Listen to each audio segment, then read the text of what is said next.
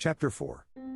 This record has already taken so many turns and windings, anticipations and doublings back upon itself, that I cannot see that one more excursion will either make or mar it.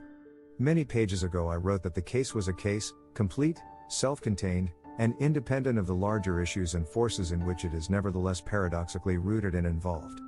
And though the case as an entity is approaching its close, the outside influences continue. The Scepter decision, for example, is being appealed against, and McQuith tells me that there is every likelihood that it will end up in the Lords.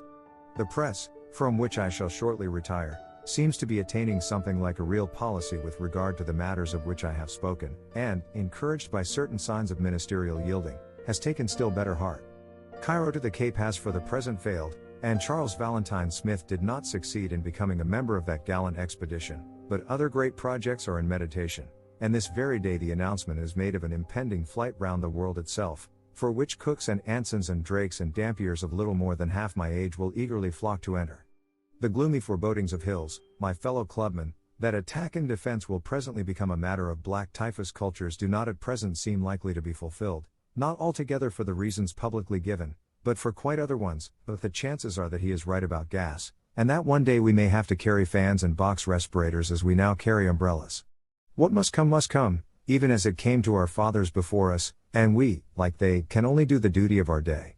The rest is out of our hands, and it is impotence and vanity even to dream too far ahead. So to our immediate business, of which my own present portion is the final putting to bed of our case. With the permission of Philip Esdale, A.R.A., and the others, I bid you to yet another breakfast. This time it is a wedding breakfast, and a double one. Hardly an hour ago Joan Marrow, spinster, became Mrs. Charles Valentine Smith, and Audrey Cunningham, née Herbert, Mrs. Montague Rook. Joan was married at Holy Trinity, Sloane Street, and wears her full bridal attire, but Audrey Rook wears the grey costume and the black satin hat, that sticks out on each side of her head like the serifs of a capital I, in which she walked from the registry office. And there is present the same party, with the addition of Chummy, with which this story opened.